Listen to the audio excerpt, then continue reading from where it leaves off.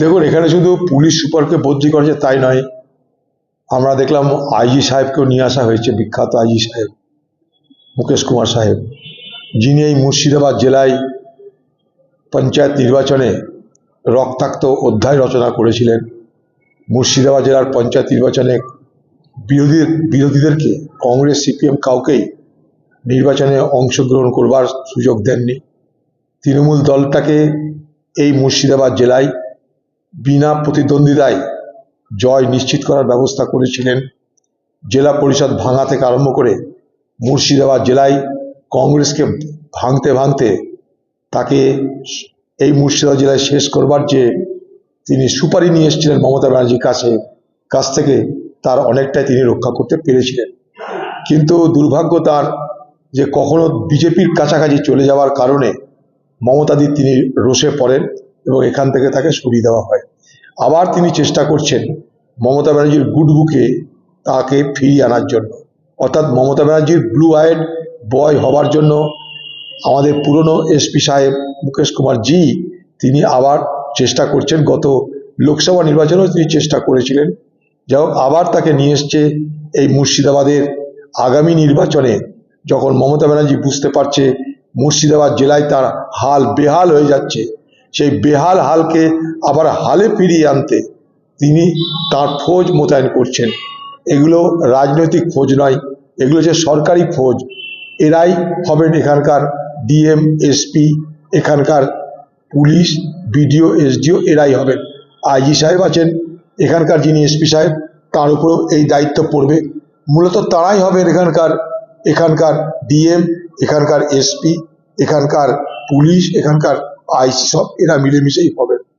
তো এটা সাজানো হচ্ছে, গুটিয়ে জন্য সাজানো হচ্ছে যে আগামী নির্বাচনের আগেই এই মুর্শিদাবাদ জেলায় তৃণমূলের হারানো জমিকে কি করে ফেরত আনা যায়, কি করে বিরোধীদেরকে এখানটায় শায়েস্তা করা যায়, মিথ্যা কেস দিয়ে কি করে তাদেরকে জব্দ করা যায়। এই মুকেশ কুমার সাহেবের নেতৃত্বেই এই মুর্শিদাবাদ জেলায় সব থেকে বেশি নিরপরাধ নির্দোষ বিরোধী দলের কর্মীরা গাঁজার কেসে, হিরণের কেসে তারা আটক হয়েছিল। বছরের পর বছর তাদের জেলে থাকতে হয়েছিল। এতগুলো কাহিনী, এতগুলো ঘটনার যিনি নায়ক তিনি মুকেশ সাহেব, তার হাত আরো শক্ত করতে এখানে চলে এসেছেন এসপি সাহেব। তারপরে নিচে বাকি হাত শক্ত করার জন্য সব অফিসারদের নিয়োগ হবে। লক্ষ্য একটাই, নির্বাচন। আমরা বসে থাকবো না।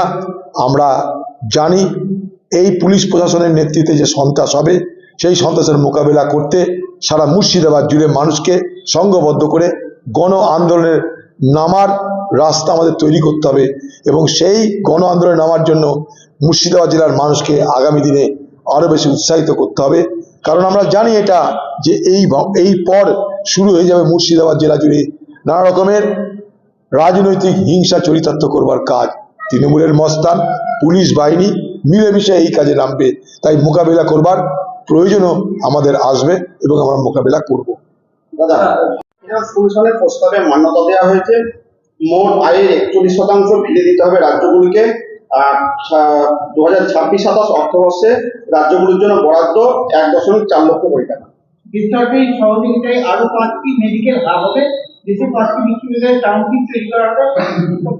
দেখুন, ফিনান্স কমিশন তো কোনো ব্যক্তির কমিশন নয়, ফিনান্স কমিশন কোনো সরকারের নয়। ফিনান্স কমিশন একটা প্রতিষ্ঠান, তারা ঠিক করে ডেভলিউশন অফ ফান্ড, অর্থাৎ আমাদের দেশে যে যুক্তরাষ্ট্রীয় পরিকাঠামো, সেখানে কেন্দ্রের একটা রোজগার আছে, রাজ্যের একটা রোজগার আছে, আবার কেন্দ্র রাজ্য মিলিয়ে একটা রোজগার আছে। জিএসটি যেমন হয়েছে, সেই জিএসটির পর এটা আরো বিস্তারিত হয়েছে। তো এখানে ফিনান্স কমিশন তারা ঠিক করে যে এই যে ডেভলিউশন হবে, অর্থাৎ এই যে বিকেন্দ্রীকরণ হবে, এই যে ফান্ডে যে ভাগ হবে, কেন্দ্রীয় সরকারের যে রোজগার, কেন্দ্রের যে রাজস্ব, সেই রাজস্বের কতটা পরিমাণ রাজ্যগুলোকে দেওয়া উচিত, তার জন্য এই ফিনান্স কমিশন তারা তার মাপ তৈরি করে দেয়। সেটা হয়ে গেছে 41%। এটা কারোর দয়া নয়, রাজ্যগুলো এটা পাওনার বিষয়, এটা কোনো দয়া দাক্ষিণ্য নয়। এতদিন এটা পুরনো অনুমোদন ছিল ফিনান্স কমিশনের, অনেক দেরিতে এটা করছে কেন্দ্র।